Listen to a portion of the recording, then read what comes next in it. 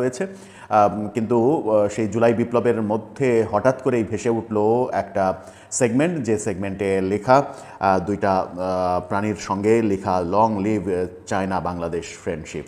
হঠাৎ করে পয়লা বৈশাখের আয়োজনে এবং যেখানে জুলাই বিপ্লবের কৃতিত্ব উপস্থাপন করা হচ্ছে মূলত আবু সাইদ মুগ্ধদের দেখা যাচ্ছে, সেখানে long live China Bangladesh friendship কেন উঠে আসলো? সংবাদে আপনাদের সবাইকে স্বাগতম।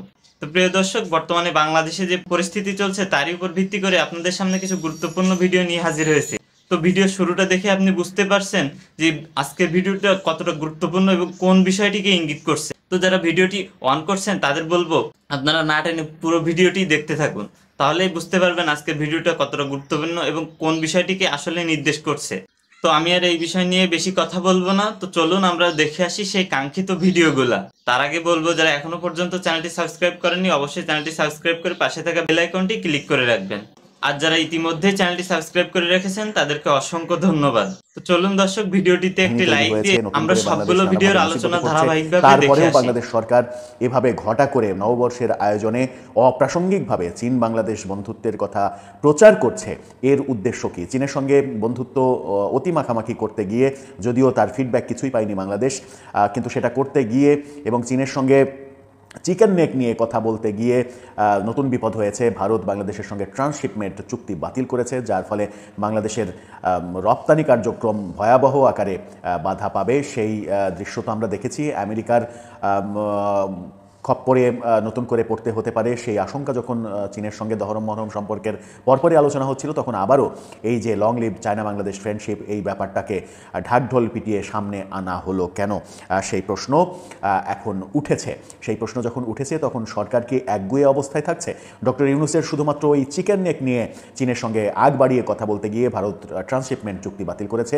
আরও অনেক কিছু হতে বাকি বলে ধারণা করা হচ্ছে। যুক্তরাষ্ট্র যখন চীনের উপরে 94% প্রায় 100% কর আরোপ করেছে, অন্যান্য দেশের ওপর আরোপিত কর 3 মাসের জন্য স্থগিত করেছে, শুধুমাত্র চীনের উপরে রেখেছে। চীন আবার পাল্টা 125% কর আরোপ করেছে আমেরিকান পণ্যের উপরে। যুক্তরাষ্ট্রের এখন প্রকাশ্য শত্রুর নাম যখন চীন, তখন আমরা চীনের সঙ্গে মাখামাখি করতে গিয়ে যুক্তরাষ্ট্রকে সরাসরি চ্যালেঞ্জ জানাচ্ছি কিনা সেই প্রশ্নটা আসছে। আর চ্যালেঞ্জ জানাতে গিয়ে বাংলাদেশের আদৌ কোনো লাভ হবে কিনা সেটি কিন্তু একটা বড় ভাববার বিষয়। যাই হোক, সরকারের ভাবনা, সরকারের দেশ গোল্লায় গেলে তাদের আদতেও কিছু যায় আসে কিনা সেটা সময়ই হয়তো বলে দেবে। এই কথা যখন বলছি তখন সেই পয়লা বৈশাখের পরের দিন, আজকে 15 এপ্রিল, আজকে দেখলাম ঢাকায় আওয়ামী লীগের ঝটিকা মিছিল, 100-200 মানুষের একটা ঝটিকা মিছিল দেখা গেছে।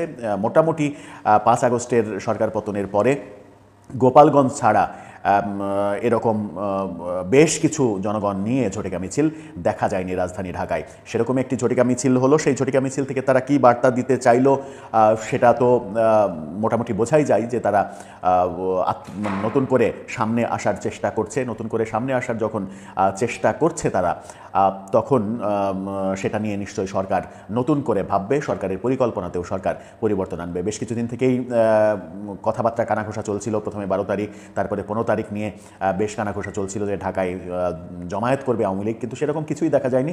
জাস্ট একটা ঝটিকা মিছিল দেখা গেছে, যেটা বিভিন্ন গণমাধ্যমে খবরও হয়েছে।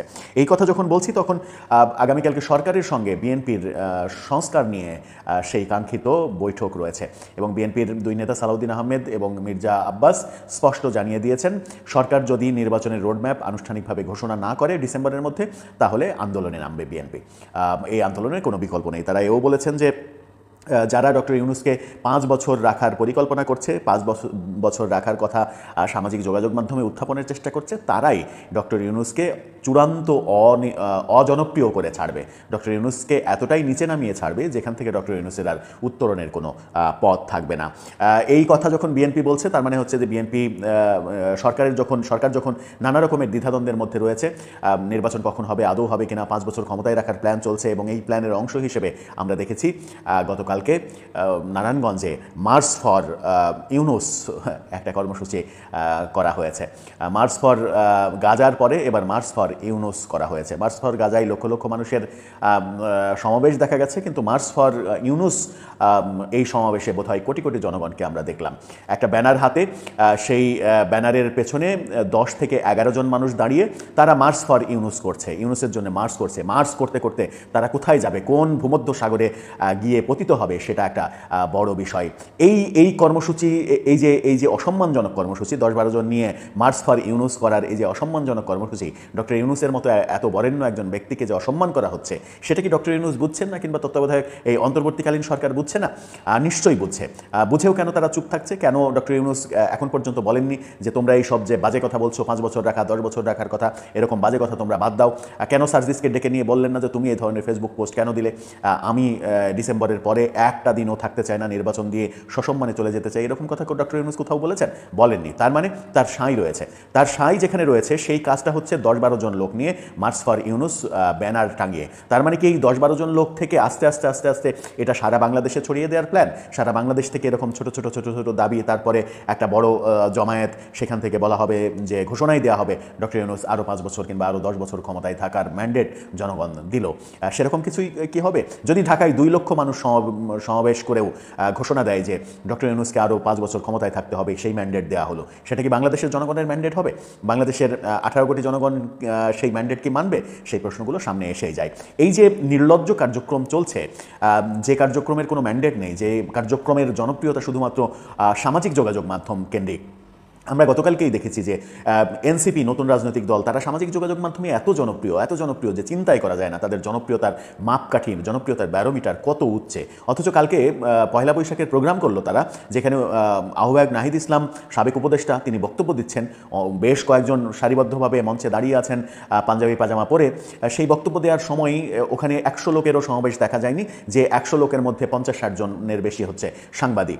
যদি জনপ্রিয়তার ব্যারোমিটারের অবস্থা এটা হয়, সামাজিক যোগাযোগ মাধ্যমে ফেসবুকের জনপ্রিয়তা, ফেসবুকে একটা নির্দিষ্ট জনগোষ্ঠী যারা কর্মী, সেই কর্মী যদি 10,000-20,000 কর্মী হয়, তারা ফেসবুকে অনর্গল এই জনপ্রিয়তার কথা বলে যাচ্ছেন, সেটা কি আদৌ জনপ্রিয়তা, নাকি মাঠ পর্যায়ে প্রমাণ করাটাই জনপ্রিয়তা? গতকালকে কিন্তু এনসিপির এই কার্যক্রমে আমরা এক ঝলক দেখে নিয়েছি। সেই এনসিপি যখন বলবে ডক্টর ইউনুসকে আরও 5 বছর, আরও 10 বছর ক্ষমতায় দেখতে চাই, তখন সেটা হাস্যকর হবে, কারণ তাদের জনপ্রিয়তা তো পয়লা বৈশাখে প্রমাণিতই হয়ে গেল। দর্শক, সব মিলিয়ে আপনার মতামত জানিয়ে লিখতে পারেন। এবং ডক্টর ইউনুসকে ক্ষমতায় আর কতদিন রাখতে সহ্য করবে বিএনপি, সেই প্রশ্নটাও যখন সামনে আসছে এবং বিএনপি আন্দোলনের প্রস্তুতি যখন নিচ্ছে, একেবারে ঘোষণা দিয়েই দিয়েছে, তখন পরিস্থিতি কোন দিকে যাবে? আপনার মতামত